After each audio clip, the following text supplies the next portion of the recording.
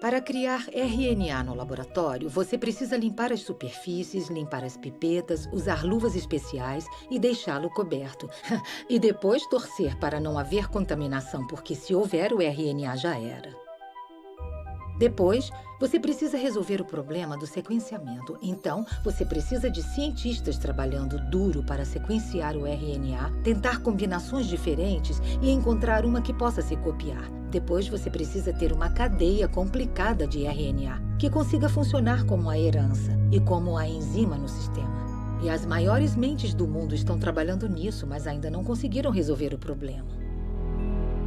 Refletindo sobre a origem da vida e as implicações do RNA sintético, o químico Robert Shapiro observou: a falha nesse tipo de pesquisa não é a química.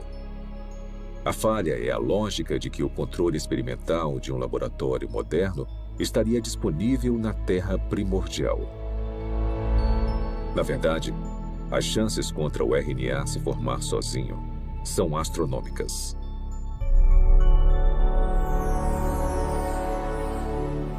Criar RNA em um laboratório exige muita inteligência e premeditação, e planejamento e execução cuidadosos. Então, conseguir a sequência certa.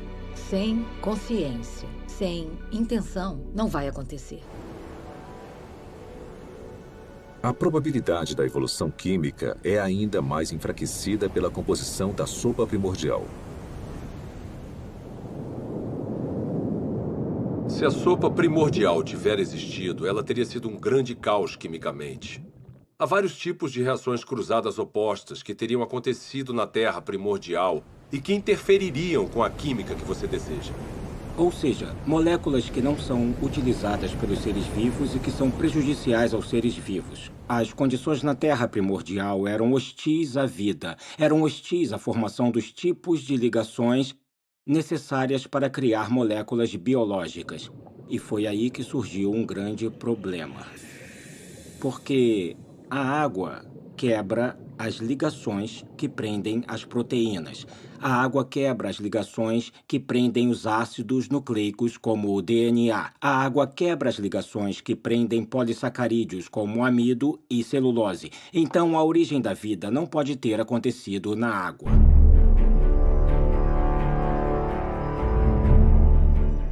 Encarando desafios intransponíveis na Terra, alguns cientistas expandiram as fronteiras de suas buscas. Em 1976, o biólogo vencedor do Prêmio Nobel Francis Crick propôs uma alternativa radical para a origem da vida. Crick sugeriu que o nosso planeta foi semeado com organismos microscópicos, que foram transportados de outra parte do universo, por uma civilização alienígena. Essa teoria é chamada de panspermia. 5 anos depois, o físico Fred Hoyle ofereceu uma versão modificada de panspermia, quando teorizou que as cadeias de DNA haviam sido criadas por uma inteligência de uma galáxia distante e se espalharam como sementes de dente de leão em um dia de ventania. Parte desse material genético chegou na Terra. Outra versão da teoria, popularizada pela Rocha de Marte, um meteorito descoberto na Antártida, afirma que micróbios evoluíram em outro lugar da galáxia e vieram até a Terra, em cometas e asteroides.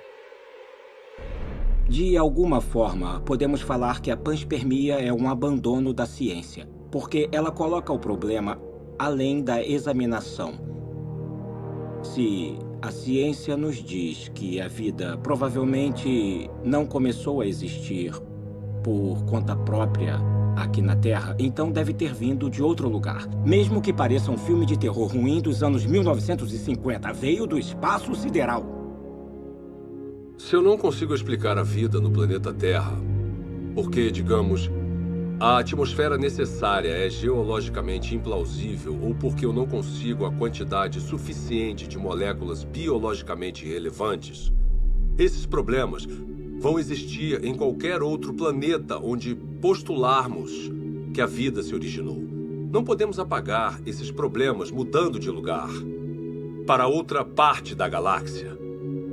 Resumindo, a panspermia não resolve o problema da origem da vida, só o joga para outro local. As falhas da panspermia levaram alguns pesquisadores a uma teoria que vai além da astronomia convencional: o multiverso. De acordo com essa hipótese, o nosso universo não é único. Em vez disso, bilhões ou trilhões de universos foram gerados por um processo natural desconhecido. E conforme as oportunidades aumentaram exponencialmente, as chances impossíveis se tornaram prováveis. Até que, inevitavelmente, com o tempo, a combinação certa de matérias-primas, ambiente, leis da natureza e uma grande dose de sorte produziram as moléculas e máquinas biológicas necessárias para a primeira célula viva. Em outras palavras, em um vasto e teórico oceano de universos, alguém tinha que ganhar a loteria cósmica, e fomos nós. Quando eu leio algum livro sobre a origem da vida que considera alguma proposta para a formação, como digamos, de RNA ou proteínas, e até o autor admite que é quimicamente implausível, eu me pergunto como ele se meteu nesse pepino. Propor um caminho implausível para uma coisa que, para o mundo todo, parece ser planejada. Será que o materialismo científico é provavelmente falso? Ele se meteu nisso porque uma filosofia disse a ele. É a única resposta aceitável. E nesse impasse, eu quero falar ao autor: olha, você sabe que é implausível, eu sei que é implausível. O motivo de ter chegado até aqui, parado na beira desse penhasco que cai na implausibilidade, é porque bem lá atrás você decidiu que só uma explicação materialista faria sentido. Quantas explicações diferentes e fracassadas dentro da caixa materialista nós precisamos ter antes de decidir que talvez precisemos sair agora dessa caixa. Talvez precisemos de outro tipo de explicação. Quando analisamos as várias teorias científicas, teorias da física, teorias da química, teorias sobre a formação de estrelas, essas teorias são sobre o mundo lá fora. Mas quando falamos sobre a origem da vida, estamos falando de uma teoria que nos envolve. O lugar de onde viemos, nossas origens definitivas, nossas visões de mundo, nossas filosofias, nossa ciência, tudo está ligado. E isso separa a pergunta sobre a origem da vida de todas as outras perguntas na ciência. A ciência natural não está desconectada de tudo o que sabemos ou acreditamos sobre o mundo. Então, uma pergunta limitada e aparentemente técnica, como o RNA surgiu, pode acabar se ligando no tecido da realidade a uma pergunta muito diferente, como: será que Deus existe? Deus é possível? É possível que Deus seja real? Se a vida, com toda a sua riqueza, não surgiu através de um processo estritamente físico ou natural, precisamos ter indícios disso. E eu acho que a origem da vida é o ponto central em que muita coisa acaba mudando. Eu olho para a natureza como um ser humano curioso e me pergunto, na minha visão, quais são os indicadores normais de inteligência? Eu os vejo na vida? E a resposta é: sim, em abundância. O que vemos nos sistemas biológicos é maravilhoso, é lindo, é elegante e quanto mais aprendemos sobre biologia, mais óbvio é o design. Quando eu comecei a me envolver com o design inteligente, tinha gente postando coisas na internet e falando: eu me formei no MIT e fui para a Universidade de Washington e pós-doutorado em Harvard. E elas falavam coisas como: ela era inteligente. O que aconteceu? Na verdade, o materialismo coloca vendas nos olhos da ciência e nós deixamos passar o que é mais significativo no mundo. Então, esse é um ótimo momento para ser uma cientista, porque nós temos a oportunidade de ver as coisas com novos olhos.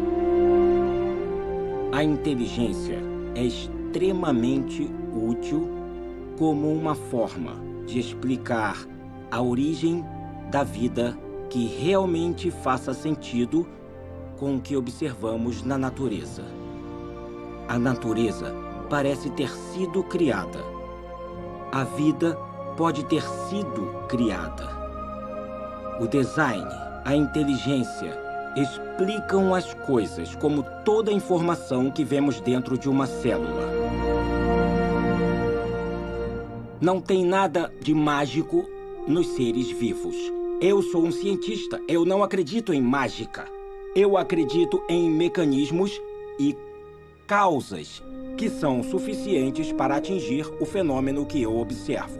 A inteligência é suficiente. A inteligência é necessária. Portanto, a inteligência é a conclusão na qual eu chego.